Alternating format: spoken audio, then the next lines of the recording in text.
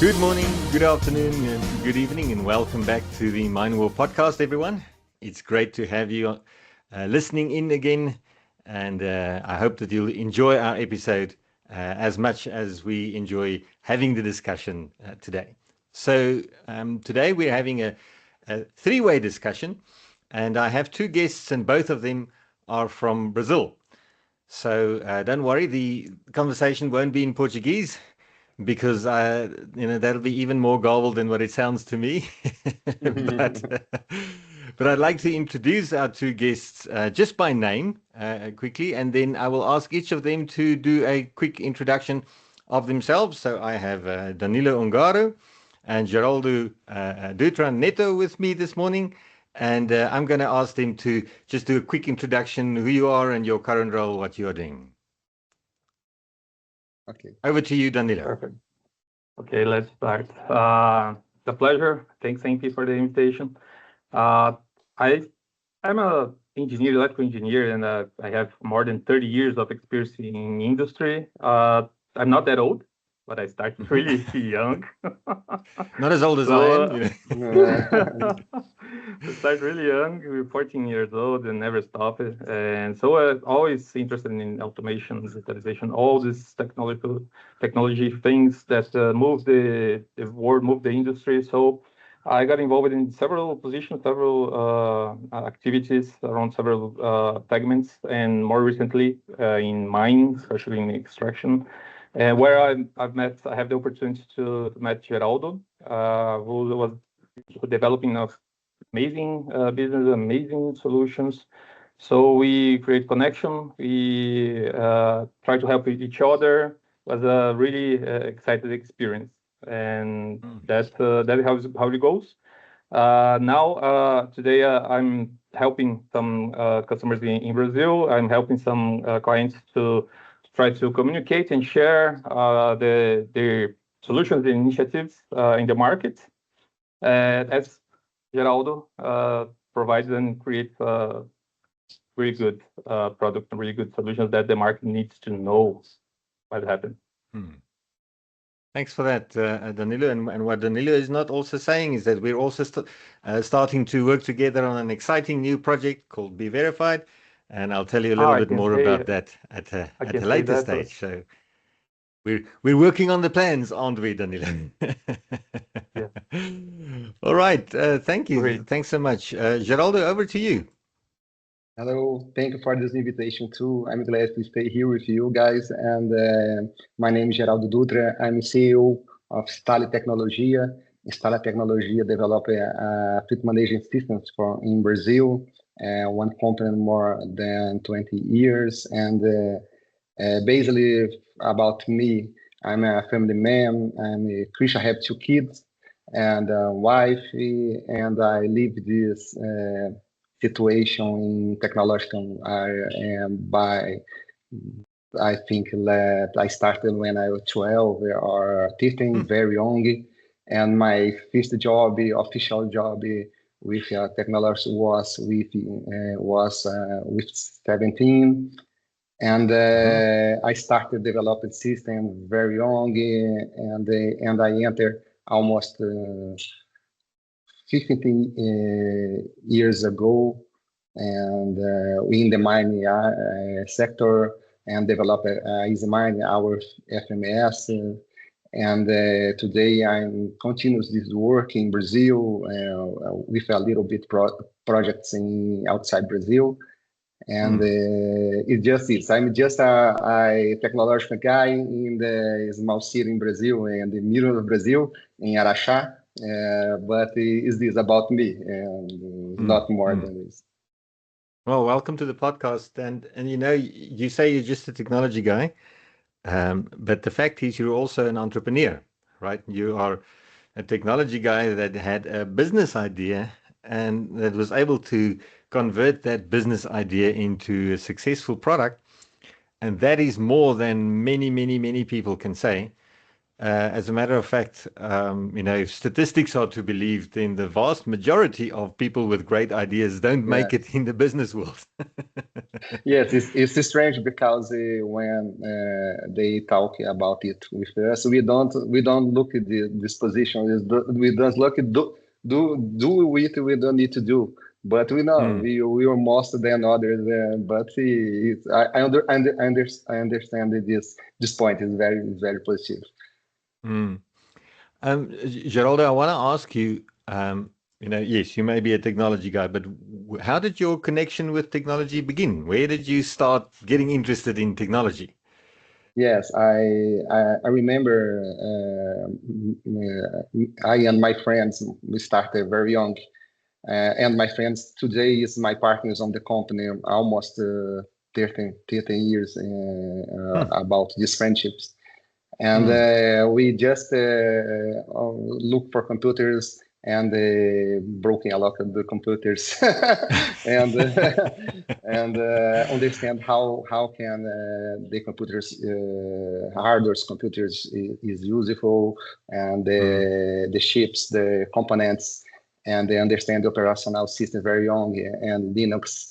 And with mm. 15 years, with 15, we started to develop systems with Delphi, and Okay. we bought a record DVD. Do you remember, Danilo, the DVD recorder?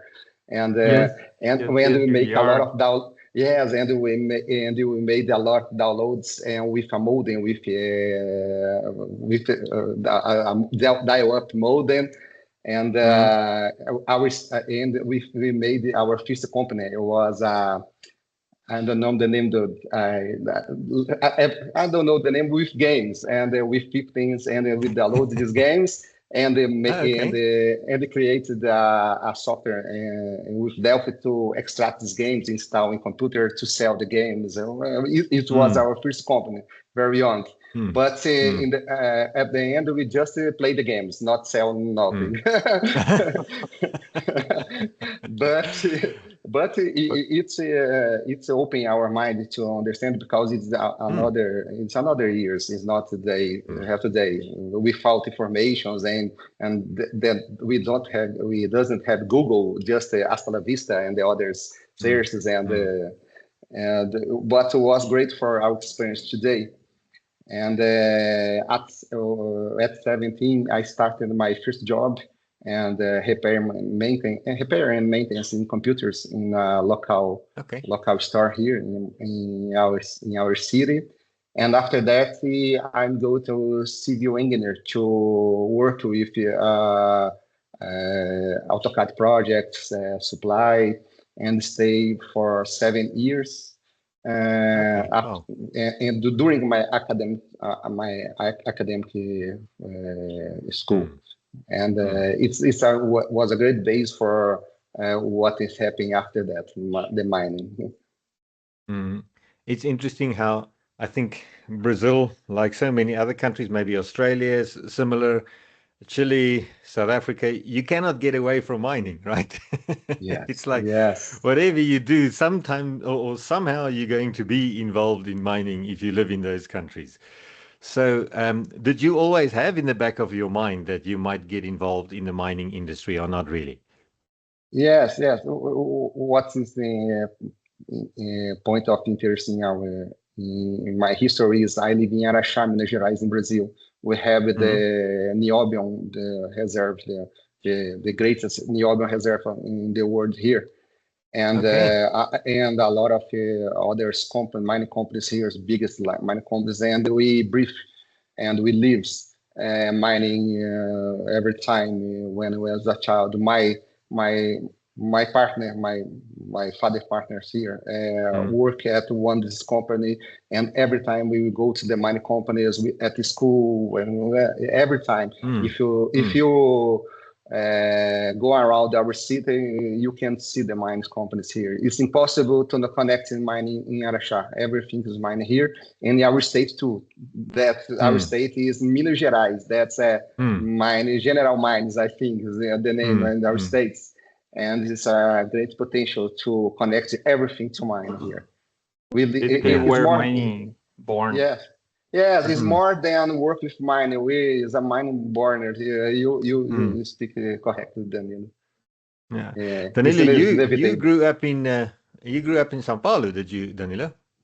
Yeah, I grew up in São Paulo all the time, but travel the whole country, visiting several segments, and mining was amazing. Outside all other segments, but mining is really outstanding to see how the things happen, to see how they work hard to collect and transform, and to be able to, for us to be able to use everything we have in our daily life. As you mentioned, everything comes from mining. There's no way to run from it. And I find it really important, this kind of, I think it's the water we swim in, it's the air we breathe, the fact that there's so much mining in our cultures, because it is important as a technologist, maybe, like I'm also of background, that you have to understand mining before you can try to develop software for mines. You can't just one day decide, I want to create a fleet management system for mines, and off you go, but you don't understand the real business problem. So I want to ask you to each a question. First, Danilo, and then Geraldo, you can give your perspective as well. But Danilo, if you have to try and give me a definition. Geraldo talked earlier about fleet management systems. How would you define a fleet management system? Oh, that's a tricky question, because everybody thinks differently about fleet management. Everybody, exactly. It's a challenge. When you are able to control the information, to instruct the operator, to register what is happening during the shifts, during the working, during the shift that the operator, what is he's doing, and you collect it, this can be considered a fleet management. You are controlling where your machines are, what your operators are doing, and you can evaluate it. And this, for me, is like the base, but it can be much bigger than that. We can even reach the autonomous, where the dispatch, all the information goes automatically, come back automatically again. So there's a lot of opportunity to grow based on each necessity. It's like not fits for everybody. I believe that Geraldo can go deeper on that, but this is how I understand. Geraldo, your perspective? It's a complex term, because how you said, everyone understand one part of this concept. But after these 20 years developing FMS, I understand about this fleet management system is more a collection of features to deliver fleet management. I can explain about if you have a single track in your car, and you have a fleet management system. Okay, it's because the track is a feature. Okay. When you talk about road vehicles like trucks, if you get the telemetry and track for the systems, for the trucks, for the equipment, it's a fleet management systems too. It's okay. When you talk about the FMS to mining, you need a lot of other features like dispatch, like integration with operation, planning, maintenance, everything. It's fleet management systems. What's different for one for the other? How can these features return gains for the users and the mining, the customers? It's different. It's about collection of the features for me. So that brings me to, I guess, the core question that I always ask my guests. I mean, you've created this company called Easymine, and with the technology, fleet management technology. But what are the core business problems? Because, some people start from vehicle telemetry and managing the vehicle. Others start Yeah. from tracking. Others Yeah. start from dispatch. Others start from planning. And they are all kind of, as you just talked about, the collection of features, they are all features that can be there. But what was the real first core business problem, Geraldo, that you guys wanted to solve? Yes. The first core problem is take correct decisions to reduce costs. It's can occur by you can gain productivity and cost and reduce costs is the first of the one. And this you can Okay. stay different ways to do it. Gain productivity and more production. Less fuel and a lot of things about it. But it's if you have the start with features and about fleet management systems, you have the main core of the problem he discussed. How can you integrate everything? How can you put everything work to gain to gain the return of the system, to gain reduce cost, for example. I think is the main objective. You talked about the infrastructure that's got to be there. I want to throw that back at you, Danilo. I mean, you have sold and implemented connectivity solutions or infrastructures at mines and so on before. Do you find, let's talk about Brazil specifically. Is connectivity in mines common in Brazil, or is it still very in its early development phases? No, I think the connectivity in Brazil and I think in a great part of the world is the problem. I will talk about Brazil because I live the situation every day, but I know another mines in another countries there's a problem too. And because we talk about results, okay? I will explain more with a sample. If I put Danilo mining or sample fleet management system, and Danilo just have a simple tablet, and Danilo Danilo don't have connectivity in his mine. He just collect the data after one day or when the shift turn, for example. It's a fleet management system. Okay, it's a fleet management system, but the real of Danilo when the shift turn is okay for him. But Empie Empie needs a fleet management system in real time to take decisions in real time with a control room. And in this control room needs to understand our parameters and our KPIs in the fleet management system to take a correct decision. Is not so easy. And when I talk just about the entire structure of fleet management system, we provide the embedded computers, dedicated computers.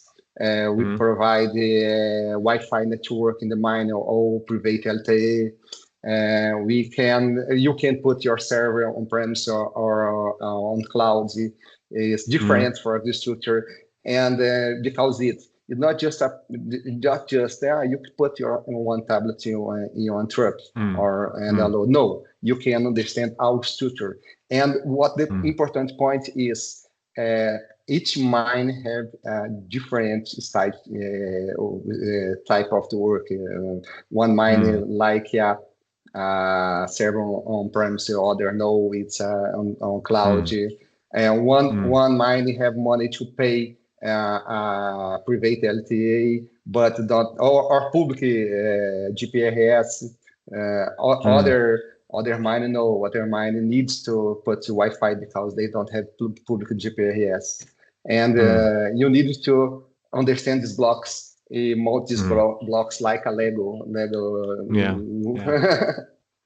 I remember a few years ago, I was working with Deloitte at the time, developing what they called the Deloitte Intelligent Mine. And one of the concepts in there was certainly connectivity, And we were demonstrating that at the mining indaba in Cape Town, one here. And one of the mine managers who was in the audience, he stopped us and he said to us, "This technology you are explaining to us is very, it's very forward thinking, and I love what you are doing, and thanks for the thought leadership and so on." But then he said, "But if my network goes down, will my mine come to a standstill?" And that was a big risk. So Danilo, I want to ask you, is this something that you find that mines, that is a limitation for mines, or I should say, is an obstacle for mines in adopting more digital technologies, that they find the risk is too high? They're afraid that if they invest in it, then they leave themselves open to IT-related interruption. You're totally right, Empie. That is, it's a risk, and they are right to be afraid of it. Talking about connectivity, all mines, they understand that from years ago. They understand that this is necessary. They understand that this is a reality. But as Geraldo mentioned, every mine different. Even the same commodity that is produced or extracted, even that one mine is different from other, different persons that lead this mine, different procedures, different ways how the mine works or operates in the daily, and this impacts. So that is not only the technology, it's not only what we have available, but the problem is the variety of what we have available to fit to purpose, to fit to the operation, because you cannot, one thing that miners don't want is to add another problem or add another thing to control, to have issues, to have to be care about all the time, like because they already have equipment people, they already have a lot of things to manage. They want a solution. They want something to make their life easier, fast, more productive, generate more money. So there's the impact, and different from other industries where it's more easy to establish like a backbone, establish a fail-safe system to keep running. If something fails, you will have a second layer that can take control. In mine, this is not possible most of the time. So it's a risk. I believe that this is going to change in the future. It's going to change a lot. I'm seeing, for example, even Starlink is a kind of company that is breaking some concepts, is breaking some barriers in the industry, in the connectivity, how the things can go. So I believe that will be different in future. But today, that is a risk, and this makes total sense for the miners to be careful about that, because the operation is more important. Yeah, thanks for that. I think you are spot on.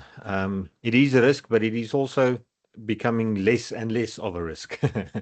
I always remember when, in the days of COVID-19, when everyone had to work from home, connectivity was a massive risk. And within a very short time, the world had expanded, or I should say, maybe the world had shrunk to a point where you could do a lot of the work online, and the reliance on connectivity in people's mind, the fear maybe reduced a bit, because they learned that they can actually rely a little bit more on connectivity. And of course, the connectivity providers also responded. Connectivity became cheaper and more reliable and so on. So you know what, maybe there was some good that came out of all that mess in the end as well. Geraldo, I want to ask you something.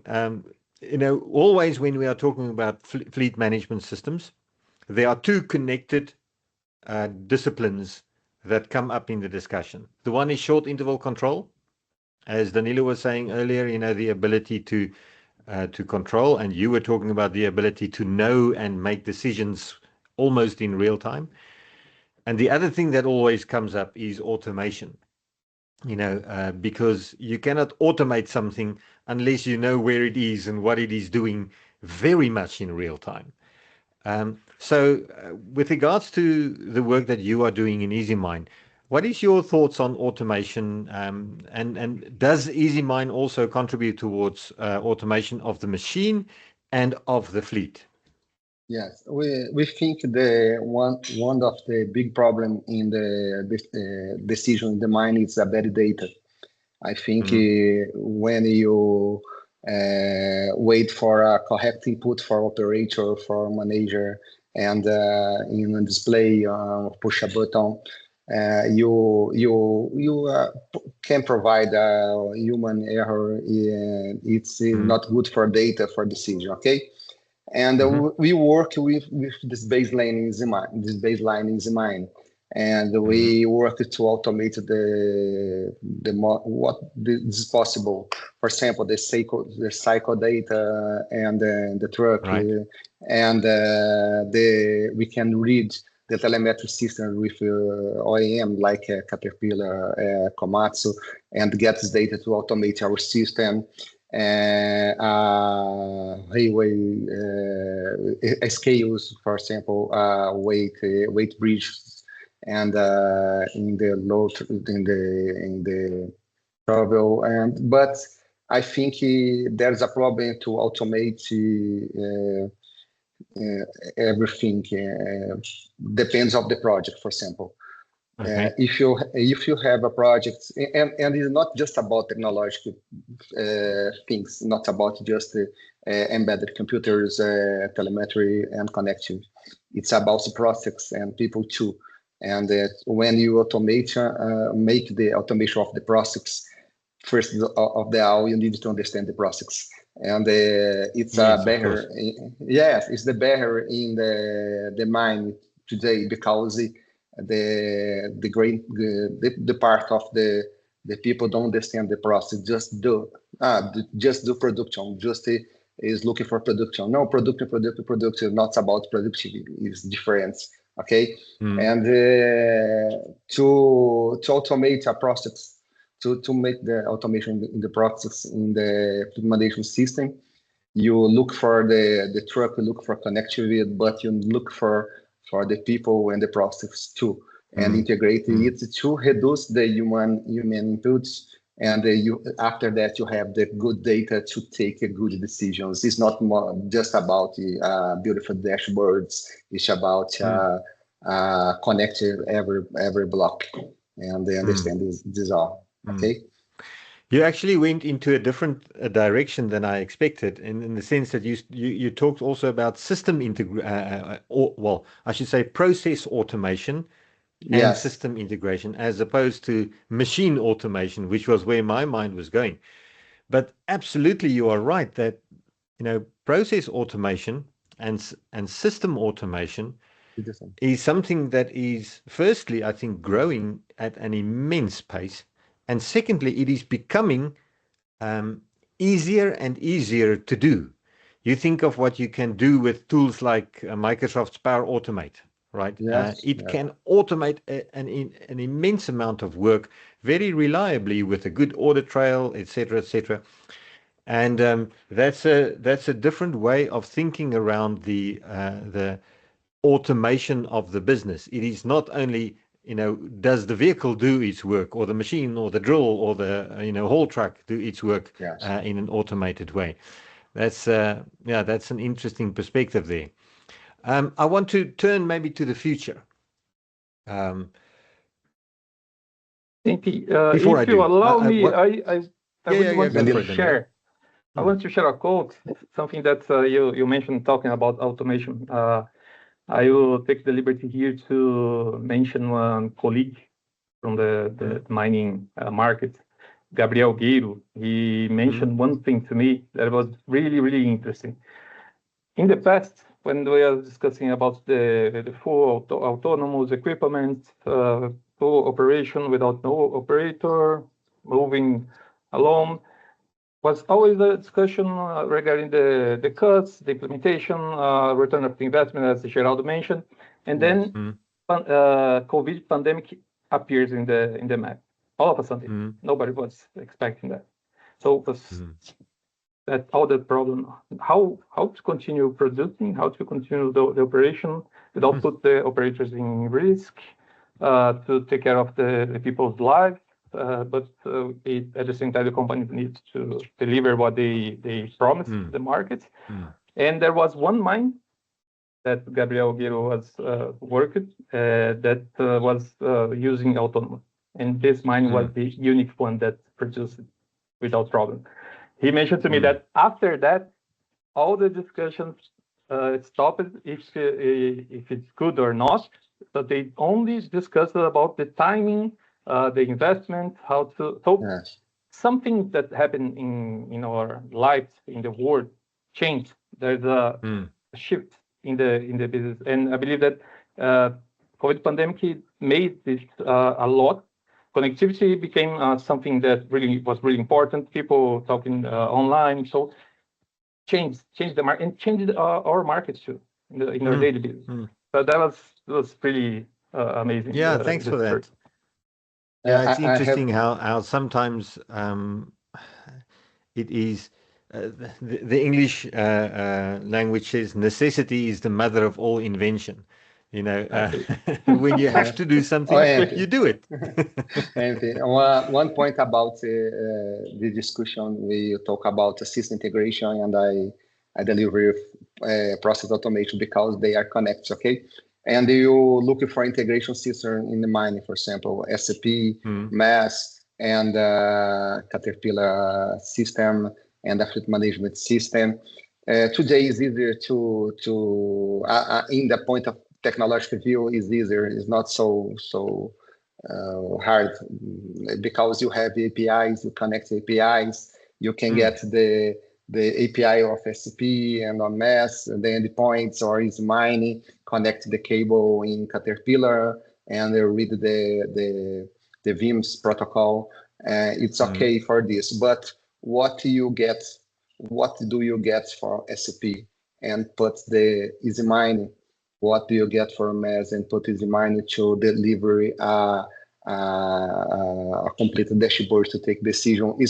You need to understand the process automation to get the value, the correct field, the correct data in the correct time to deliver value.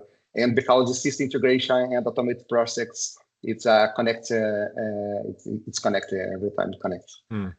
Absolutely. Okay. So, you know, when we were talking earlier, you mentioned a rail terminal case study that you have worked on. So can you tell us a little bit more about the work that you did there and why that stands out as a successful project in your mind? Yes. It's a sample when you talk about automation process system integration. I will tell about this project. It's not a large project in the big mine, but it's a rail terminal case study.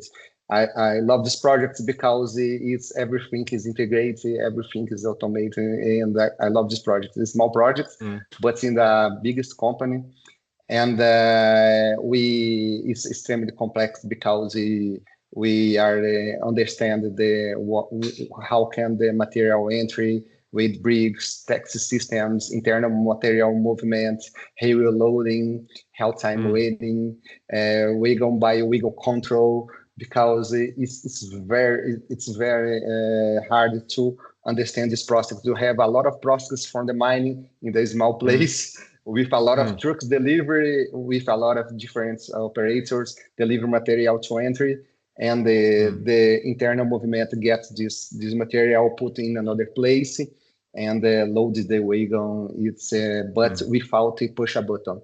We just understand the waiting, real time for the load, the equipments, and we have automatic cycles and connect in the scale. Is very interesting. It's very good. It's a very good product, but we talk about the technological connectivity process and API. And when we started 20 years ago, in almost 6 months, we connected the embed. We developed our computer in Easymine. We are a fabric developer, everything, the solar towers, everything. But in 6 months, we connected the embedded computers, a telemetry of the truck, and made the connective and put in control room. Okay. But it's not. It was not a problem for us. It's not a problem today. But what's the importance in this highway case, in the highway terminal, for example? The people in the terminal understand the process, understand everything about the process, and like a guide for us. If you connect this one, you can get this value, put this value here. It's beautiful because it's not more about 20 years ago. It's not about technological. Today is not about technologies. You can put everything of technologies, everything recurse, autonomous recurse. If the guy on the mind or in the place does not understand the process, the what they need, it's a failure. It's a failure. The entire process was failure. Okay. But it's a best project we have because they understand the process. They understand what they need, and we implement this in 3 months, and the developer with them. It's a beautiful. Danilo, I will invite you, maybe, and Danilo to see this project, entire automatic project. It's a very beautiful project. Yeah, exactly. We are not the automation technology, and we are not removing the human from the plates. We are helping. Solutions are making the life easier. So there's always in some certain level, sometimes change, but all in certain level there's a human interaction, human interface that is related to technology. So if you're not convinced the people, if you not have the people on board with you, people that understand, that believes in the solution, and that help you to make this change, as I mentioned, we will fail. That's why people process one of the main pillars for this movement. Yes. I think there's a cycle, that technology is going through and has gone through to a large extent. Initially, you had humans doing all the work, and then you had humans starting to do work with machines, right? So it was machine assisting the human. All right. And now that went into a place where we've got automation, where the machine is doing a lot of the work and the human is standing back, and now it is the human assisting the machine, right? Exactly. So that has flipped around. But in both cases, you need the machine and you need the human. Maybe the weight is shifting from the one to the other, but it's never a question of only one and not the other.